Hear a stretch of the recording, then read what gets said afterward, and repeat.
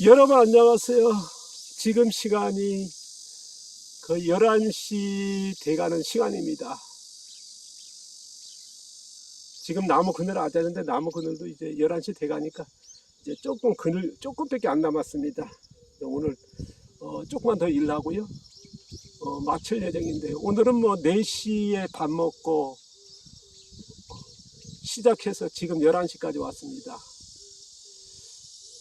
요새는 정말 무지 바쁩니다. 정신없이 바쁜데요. 뭐 해 뜨고는 일하지 않습니다. 그 전에 일 시작하죠. 그 정도로 이제 바쁘게. 저는 이제 또 운동 다니고 뭐 하다 보니까 이제 또 하루 종일 농사만 지으면 되는데 뭐 그러다 보니까 더 바쁜 것 같은데요. 다들 아마 지금 시기는 바쁠 거라 보는데요. 건강들 조심하시기 바랍니다. 자, 오늘 얘기하겠습니다. 좀 거시기 합니다만은 씨앗이 만드는 씨앗 위기입니다. 아마 씨 하면 누구나 아실 겁니다. 곡식과 채소의 씨, 우리는 이제 씨앗이라 그러고 종자라 그럽니다. 어찌하여 씨앗이 만드는 씨앗 위기일까? 아마 식물 중에 살아면서 사라지다 보니까 씨가 없어지는 그런 위기도 있습니다만은 저는요, 농사에 쓰고 있는 지금의 씨의 문제를 얘기하려고 합니다. 지금 여기에 영상에 보이는 여기 옥수수가 있습니다. 예를 들겠습니다. 옥수수가 자라면서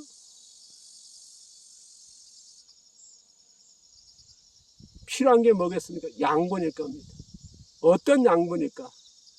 아마 우리가 이제 헤아리지 못하는, 그래서 보통 알고 있는 질소를, 질소, 인산, 가리, 그리고 미네랄, 여러 영양소가 필요하지 않습니까? 그 영양분을 자라다 보면 어떻습니까? 옥수수가, 우리가 유전자 하잖아요. 옥수수만이 가진 유전자가 형성되고, 그리고 그 양분들을 썼습니까? 또 씨앗으로 가지 않습니까? 그래서 씨앗에 옥수수가 자라면서 흙의 양분을 담아서 그 양분으로 해서 유전자가 작동되고 성장하면서 그 씨앗에 온전하게 유전자를 담아냅니다. 그러면 그걸 채종했다가 또 다음에 파종하고 나가지 않습니까? 그렇다면 좋은 씨앗은 뭐냐?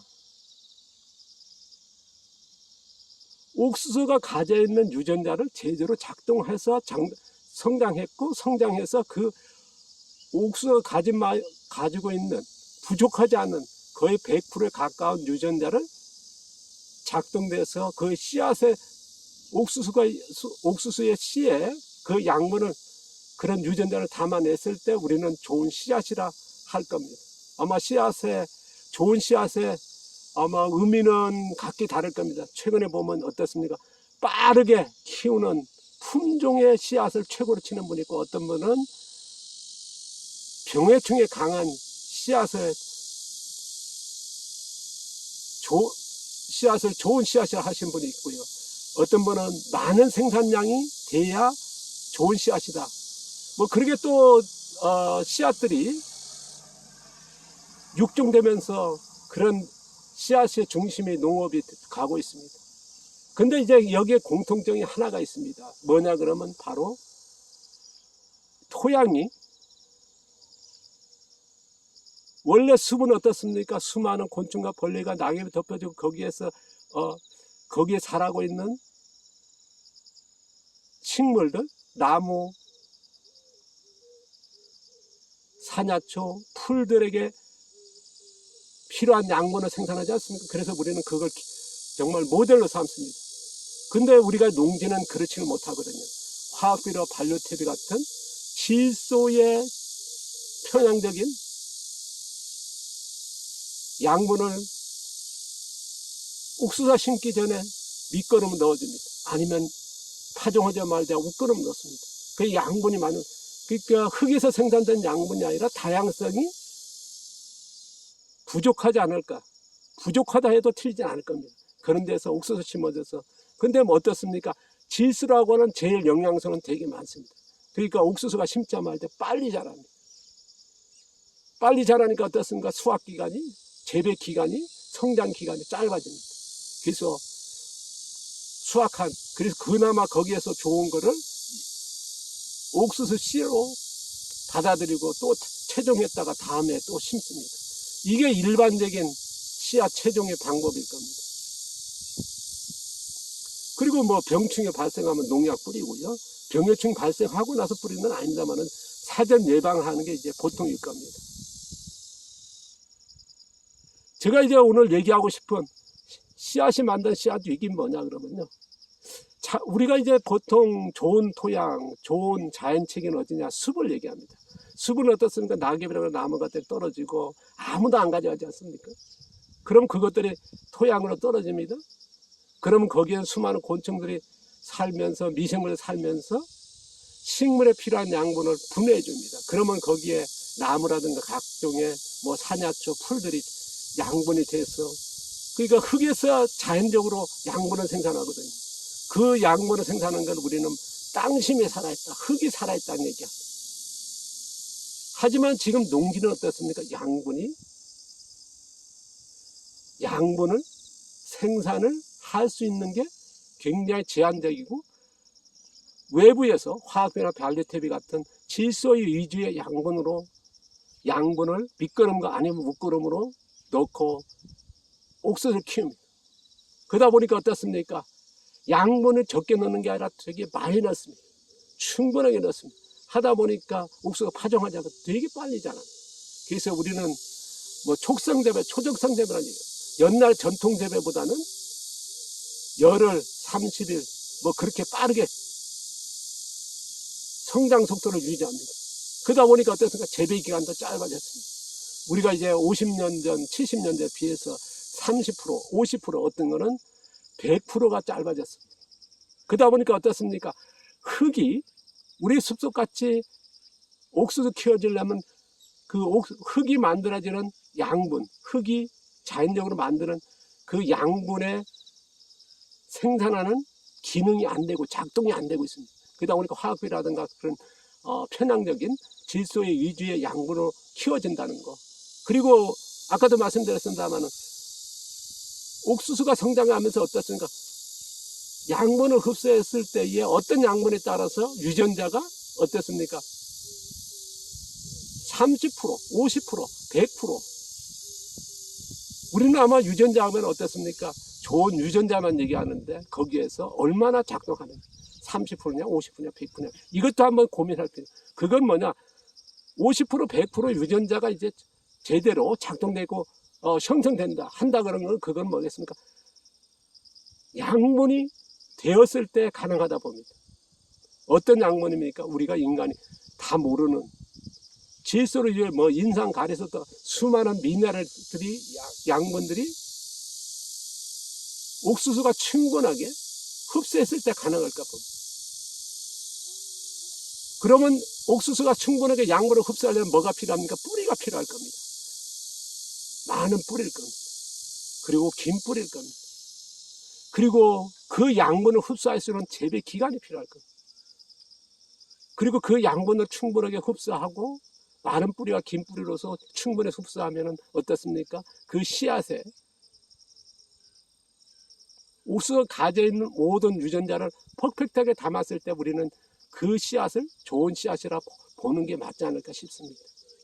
거기에는 뭐 생산량도 많고 병리충도 강하고 뭐 그런 것들도 다 담아내고요. 근데 이제 지금의 씨앗 채종 방법이 어떻습니까? 전부 다 이제 기업에서 사온 것도 있습니다.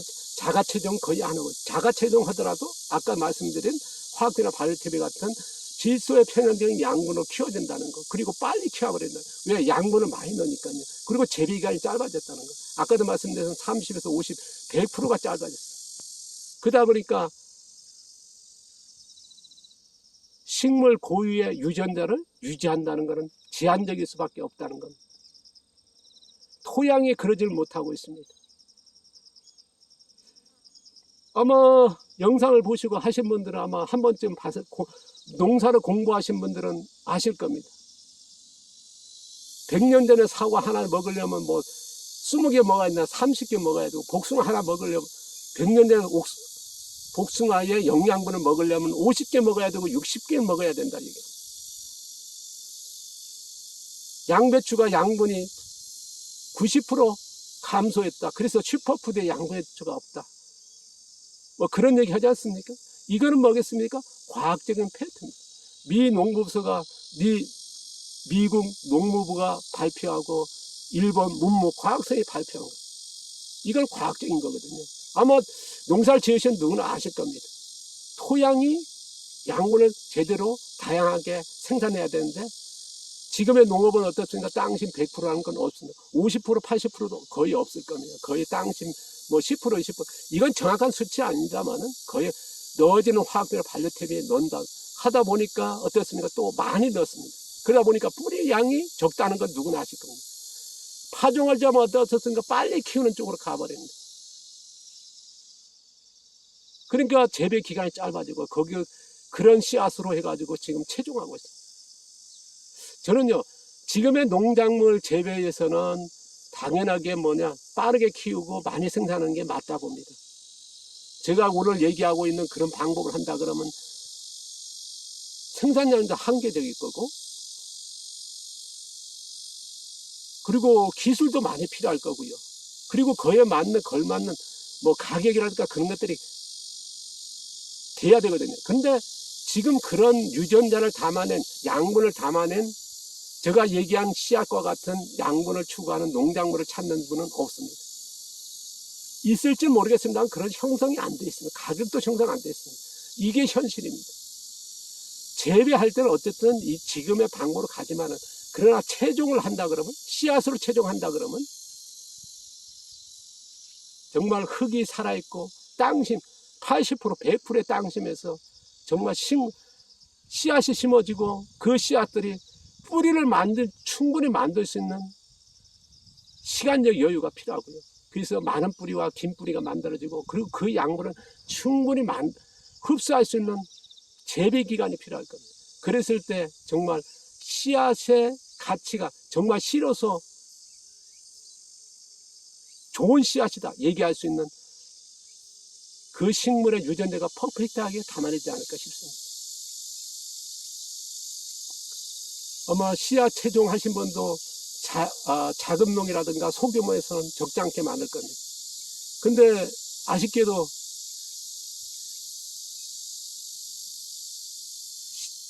씨앗 채종, 보존 활동도 많이 하고 정말 좋은 자급자족인 그런 농사를 지향하고 자연적인 농사를 지향하고 생태적인 농업을 지향합니다만은 씨앗의 그런 의미를 농사 방법에서 씨앗을 채종하는 데까지는 정말 많이 부족하지 않나 싶습니다.